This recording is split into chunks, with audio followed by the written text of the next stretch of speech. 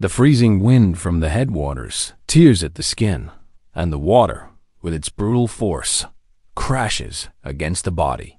The current seems like an invisible wall, and every inch gained is a battle against the river's weight. Amidst the chaos of the water, a primal impulse, an ancestral memory. She doesn't think, doesn't calculate. She just moves forward. She feels the instinct to keep going, a biological imperative stronger than the exhaustion, the pain, and the fury of the water. In every muscle, in every fiber, life cries out to continue. The force of the current can drag her down, but the fire of hope burning inside is what keeps her from giving up. On another bank, in another time, a young woman feels the same invisible current. Life, work, dreams, all pushing her backward. The feeling of fighting a river that never yields, always taking her back to the starting point. Every new plan, every attempt at change, is like hitting an invisible rock, generating only fatigue and frustration. She feels like she's drowning in a sea of obligations and other people's expectations, unable to breathe, to swim toward what she truly desires. Why continue when the current seems invincible? The question echoes in her mind, but the answer, whispered by her blood, is the same one that moves life in the river. Hope is a stubborn force. She finds herself, once again, sitting on the edge of the bed, looking out the bedroom window, the pale morning light revealing the dust dancing in the air. The silence of the house is heavy. The feeling is one of inertia that isn't rest, but paralysis. Her body, which should be an instrument for action, feels like a heavy anchor, sinking her in a sea of unrealized possibilities. The to-do lists in her mind are not motivating, but silent accusations. The email she needs to send, the report she has to finish, the difficult conversation she must have. With each task, a knot forms in her stomach, a weight on her chest. Her leg swings, a small movement that denotes silent anxiety, the engine that idles without going anywhere. The world outside continues to spin at its frantic pace, cars passing, birds singing. But she is trapped, paralyzed by a force that holds her, not physically, but mentally, preventing her from moving, from taking the first step, from diving headfirst into her own choices. It's a cage of thoughts, of what ifs ... and I can't, that imprisons her in the false security of immobility. In the river, the salmon remains almost still in the turbulent waters. Its posture is not one of surrender, but of pure effort, a manifestation of resistance. With small and precise tail beats and the subtle movement of its fins, it counteracts the force of the current, holding its ground. It is expending energy, but strategically, calculating the right moment for the next surge. This state of apparent stillness is not passivity, but a strategic wait, a pause for observation. The salmon's body is alert, its muscles tense, its animal mind focused on a single goal, the journey back home. The parallel between human inertia and animal waiting is the manifestation of an ancient defense mechanism. In moments of great stress, the human brain, like the salmon's, can enter a freeze mode, a form of protection to avoid an unnecessary expenditure of energy in the face of a threat. The salmon waits for the window of opportunity, the right moment to act. However, for the woman, this waiting has become a trap, a mental prison that prevents her from acting, and breaking a cycle of inertia that no longer protects her, but prevents her from living. The crucial difference is that the salmon acts out of the instinct for life, while she, in her paralysis, struggles with instinct and reason, allowing inertia to become an end in itself. Stubborn hope, for her, is the spark that can turn this waiting into action. The cold water touches her exposed skin, and a wave of visceral fear takes over her body, like an electric shock. She is on the riverbank, but the roar of the current is deafening, more intense than she ever imagined. The internal warning voice becomes a scream, a melody of self-sabotage. She remembers every no, every you're not capable, every that won't work out she's heard throughout her life. They are the voices of parents, teachers, friends. The current seems stronger than her, a monster waiting to devour her. The fear is palpable, a weight that prevents her from breathing, from concentrating. It's the same feeling she had when facing her family, her boss, her friends, all those who pressured her to follow a path that wasn't hers. Every word of disapproval was a wave that pushed her back. The journey she needs to make is a leap into the dark, and she feels small, fragile, and unable to face the unknown.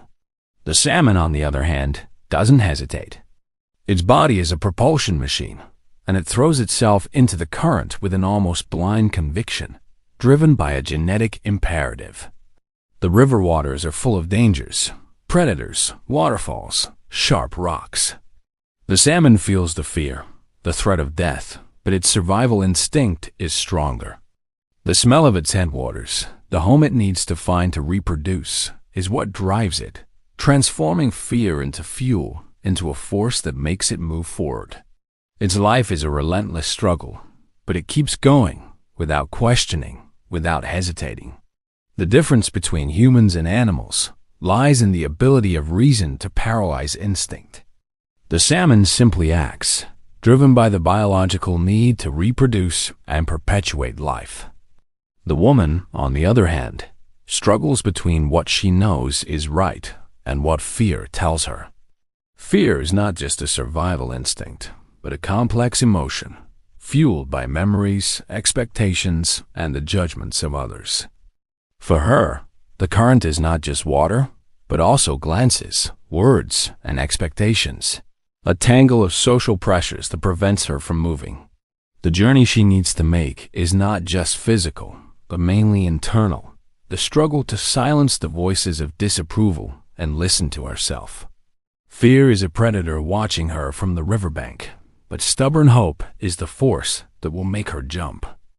The pain in her calf is stabbing, a deep burning that makes her hesitate. She has pushed herself hard to get to this point, but her body is starting to show signs of exhaustion. With each stroke, a muscle contracts, a sharp pain that becomes a constant reminder of the difficulty of the journey. The blisters on her hands, the skin that tears, the air that is lacking. It's the price of trying something new, of taking a risk, of not conforming. It's the price of having to say no, of having to apologize for following her own dreams, of having to face the unknown. She looks back and the landscape seems unattainable. For a moment, the temptation to let the current carry her is almost irresistible. It's a call to the comfort of what is familiar, even if it's painful. The salmon, on its journey, also faces pain. The waterfalls, the rocks, the predators, ... Every wound on its body is a sign that it is alive, that it is fighting. The salmon doesn't stop because of the pain.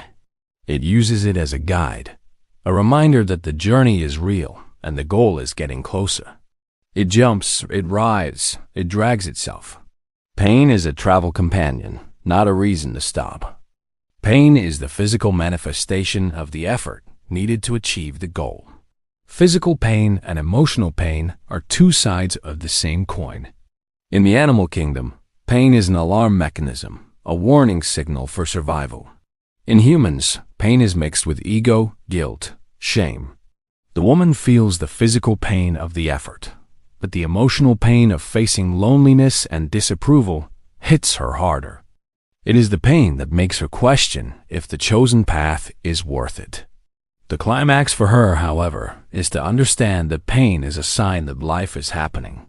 It is proof that inertia has been broken, that fear has been overcome. The choice now is whether to use the pain to propel her forward or to paralyze her. Stubborn hope for her is the only analgesic.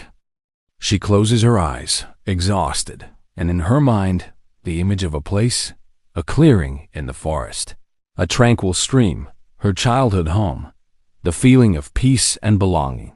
That place is not just a physical space. It is the starting point of everything, the cradle of her memories, her ambitions.